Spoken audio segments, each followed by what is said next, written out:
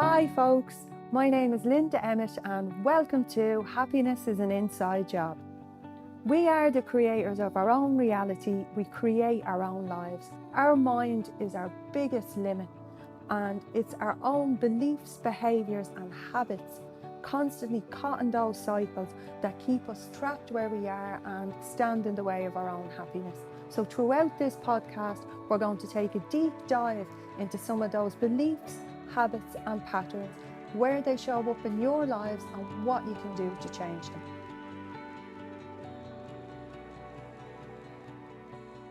Hi noodles, get ready to lube up those earlobes for part 3 in the mini series. So on this week's podcast, we're going to take a dive into developmental trauma, or what's otherwise known as adverse childhood experience.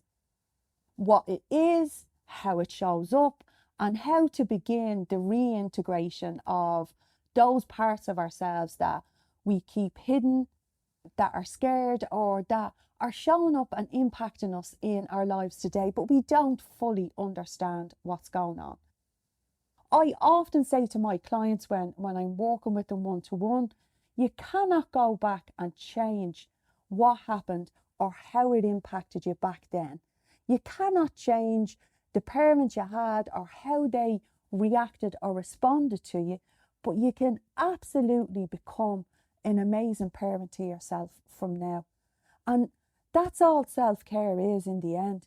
It's us learning to parent, nurture and care for ourselves. There may have been gaps where we didn't get that ideal experience in that ideal environment, and we have some things we need to heal, some wounds we need to soothe, and that's fine, that's okay. I don't think there's one of us on the planet that escaped our childhood unscathed or unimpacted by something. So let's go folks, let's get the old earlobes wet and our hearts beginning to reopen to ourselves. And first what we're going to look at is, what is developmental trauma or adverse childhood experience? So trauma itself is an event that the body experiences beyond its ability or capacity to cope. And as our system's main function is survival, traumatic experiences are stored differently, almost like imprints on our system. And developmental trauma or adverse childhood experience is any trauma that happens during a child's growth or developmental stage. As a loose guideline, whatever is forming, growing or being learned is altered within the brain and nervous system. So, for example, if trauma is experienced at infant sensory stage, it's stored as an implicit memory. And an implicit memory is what is used in the very early stages of our life. So when we're babies, infants and toddlers, before our language is formed. And this means it changes how we make sense of the experience, as all those memories are stored as sensory memories. We cannot recall these memories, but we can absolutely experience triggers and flashbacks that are felt in the body as our senses react to the sensory memory. And this can often show up as sometimes you may be sitting somewhere, possibly chilling like a villain, and all of a sudden you get an anxious feeling within your body. That sometimes our sensory memories, our implicit memories, rearing their head. It's important for us to know that from childhood, for us all, from birth, the different stages of development that our brain and nervous system are going through. The very first one, where we're making those implicit memories before language, is our sensory stage. That's what we're developing at that age. The next one then is our attachment stage. And as we know, with attachment, as we spoke about in the previous podcast, we are massively equipped to survive our environment. And depending on the safety of our environment, we learn different attachment strategies. to keep us out of harm and keep our caregivers as close as possible. We learn so young, we're so equipped to manage our environment as best we can to survive, and depending on how safe our environment is for us, these are the strategies we learn.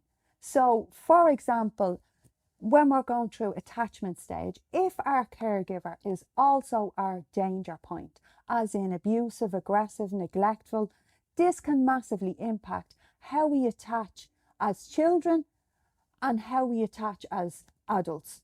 This also hugely impacts who we attach to. What can be the predominant response from trauma impacting us at this stage is we can attach to abusive relationships as adults, nearly repeating some of the abuse.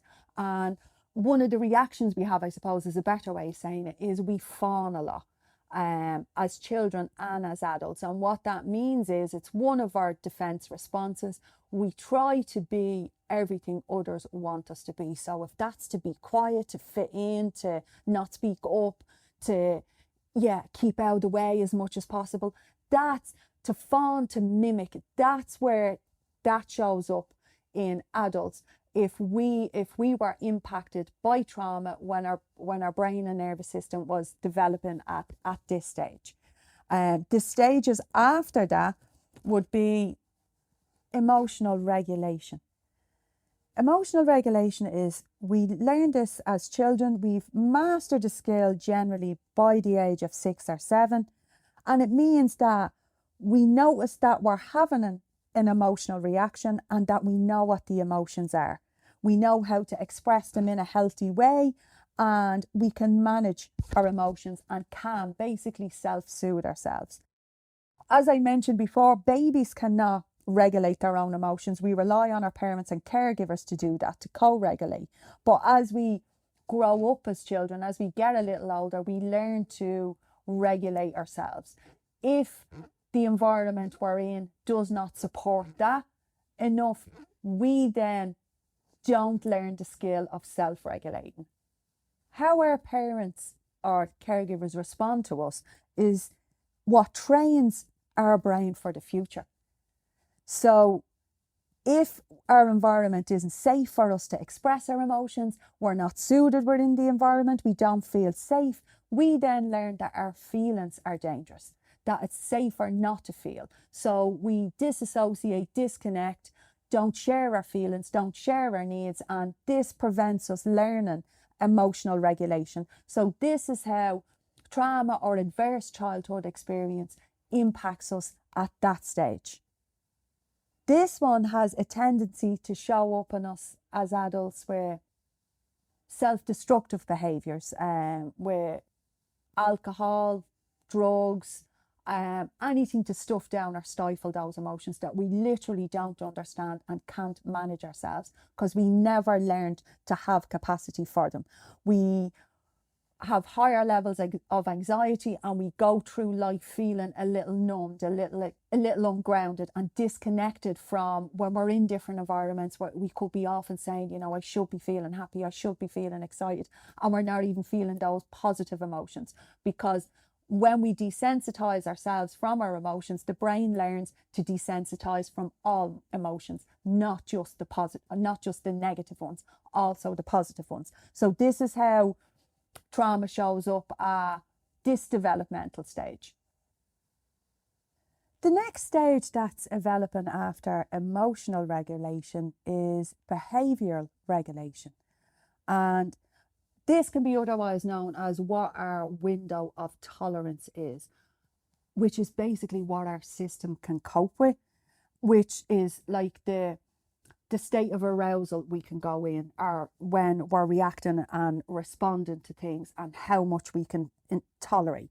And this is something that we're learning. We're in roughly our third stage of development. And again, you know, if we're in a safe environment when we're learning this and our caregivers are responsive, and even with their teachings, this broadens our window of tolerance, what we can and can't cope with. If we're not within a safe environment, and if we become traumatized during this stage, what happens us is we can very much swing as older children and as adults from hyper aroused, which is over aroused, and that's our system. It's not anything mad sexy. It's our nervous system is hyper aroused, which is our stress responses. Our amygdala is activated, our fight or flight, or we're hypo aroused, which is under aroused. And how this impacts our behaviors and how it shows up is in how we react and respond to situations when they happen. And that would be, whether we're running away, or we're hitting, we're lashing out, we have explosive anger, we're screaming when we get into rouse, or we literally go into shutdown. We numb out, we zone out. So our behaviors are quite extreme because our window of tolerance is extremely small.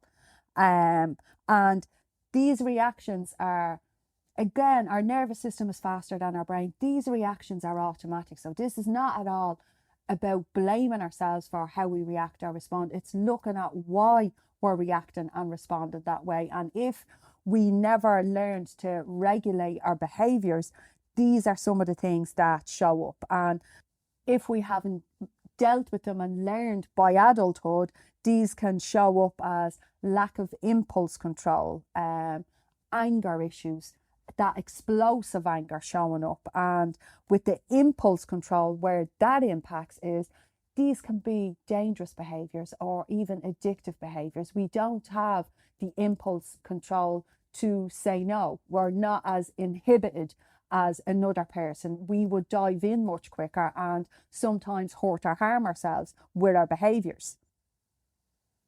And the next stage of development then is our disassociation stage. And this is another developmental stage for our brain and our nervous system. And disassociation for us is it's a survival mechanism. And this is overlooked hugely in the treatment of trauma overall. That when we're babies, when we're children, again, going back to if we're not in a safe environment, generally children can't escape. They can't run and they can't fight. So the next safest option for them is to disassociate and disconnect, to go off up into their heads, into a safer space and escape into their minds, to create a magical world in their minds or create a place where they are not where they are.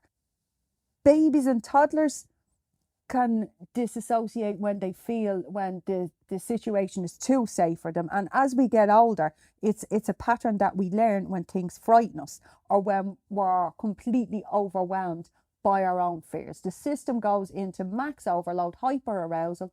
It can't tolerate, so it disconnects and disassociates. It numbs out and goes back off up into the head. This behavior can leave us in our life as we get older, making it quite difficult for us to connect.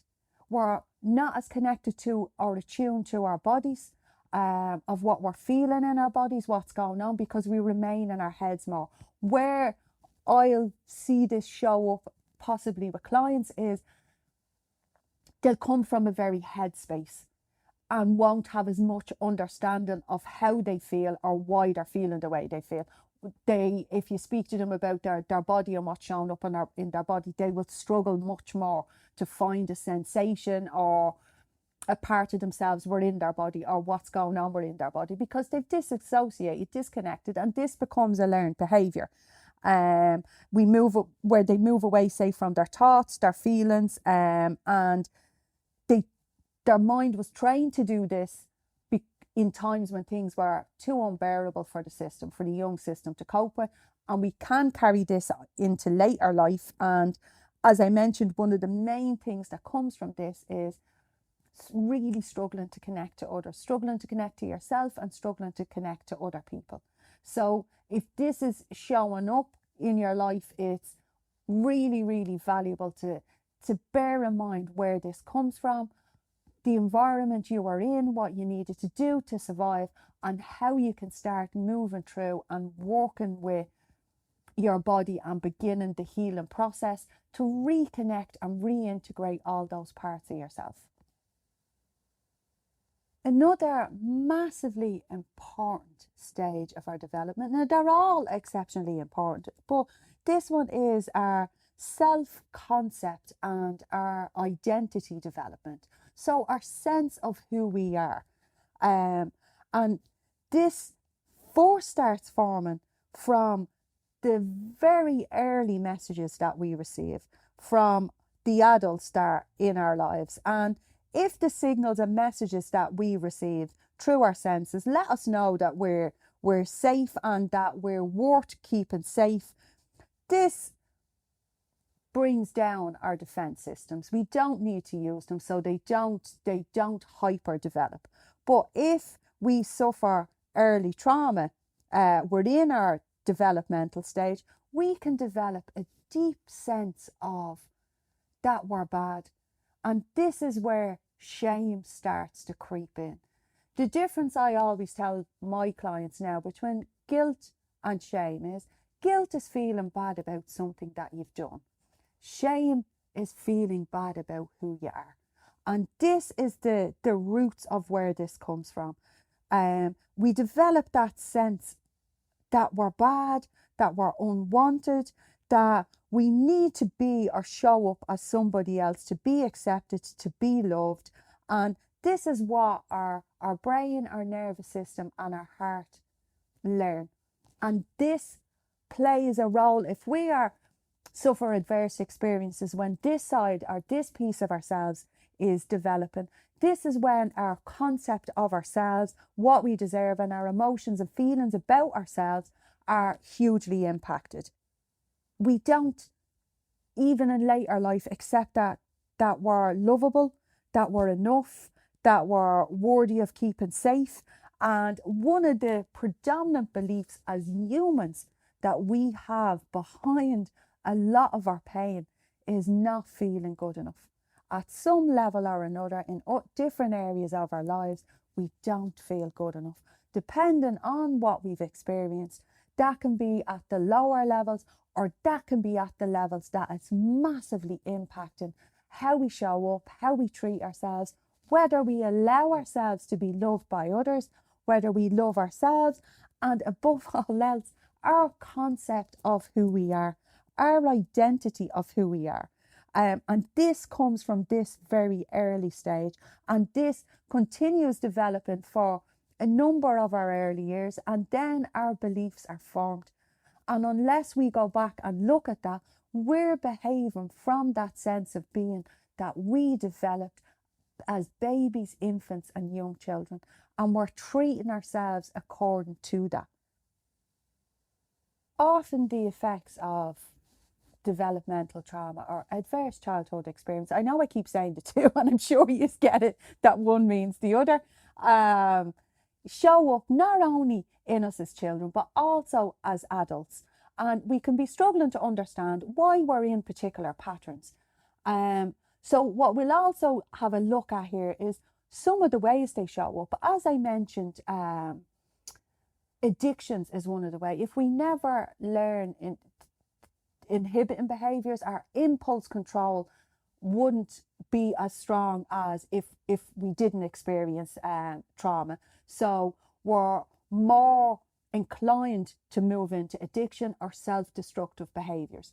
It also can show up in our sleep patterns hugely, either with sleep disturbances, waking up in the middle of the night, struggling to sleep, or just poor quality sleep overall. It may have been as a child, it wasn't safe to sleep. It wasn't safe. Maybe there was screaming matches going on downstairs. Whatever the experience was, some even darker than that, it just was not safe to sleep. And this can come out in our patterns as adults and leave us in quite anxious states or very easily startled. And this is due to our amygdala being more enlarged because it needed to develop more when we are children. So we have a heightened sensitivity to threat. And this can be really uncomfortable in us as adults because, again, we're reacting and responding to things and not fully understanding why. So looking at at some of the things that trauma causes, developmental trauma causes in our life, is our first steps towards healing. A great way of starting to work with healing the wounds from developmental trauma at this stage is look at the image you have of yourself as a child and seeing what you see when you look back. Do you see a beautiful, innocent, vulnerable little child, or do you see something that fills you up with negative emotion, distaste, irritation, any of those things? Because this is where our rebirth needs to start. This is where we need to start rebuilding. It's looking back on that child with love, with innocence, with understanding and compassion. So look at the image you have of yourself as a child at different stages, from baby. Now, you may not have all of these memories, but you will have some. And look at what the predominant emotions or feelings that are coming up, and start working on shifting any of those negative ones. If you're saying or feeling mean or angry about it, look at what the anger is, what the upset is, and start shifting what those feelings are. Start being compassionate to yourself and understanding. Again, as I said, self-care is about, as adults, us learning to parent ourselves and often close the gaps and heal the wounds that were created. So looking back with compassion and kindness to ourselves helps us start integrating and wanting to open up to that inner child and rebuild those connections to the parts of ourselves we've exiled or rejected, making us feel whole again, that whole beautiful baby that came onto the planet before the impacts of life, the world, our parents and everything else landed on our senses, our brain and our heart. We can start returning to that wholeness.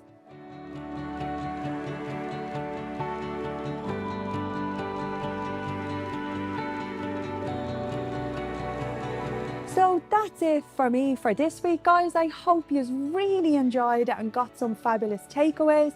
And as always, I invite you to connect in with me across social media, or check me out on my website, www.yourgifttoyou.com, or email me, linda@yourgifttoyou.com, guys, because I'd love to hear from you and any topics you'd like for us to talk about, or any more learnings that you want. And please remember, give me those reviews, because it keeps the podcast getting out there to more people. So chat to you very soon, guys. Bye bye.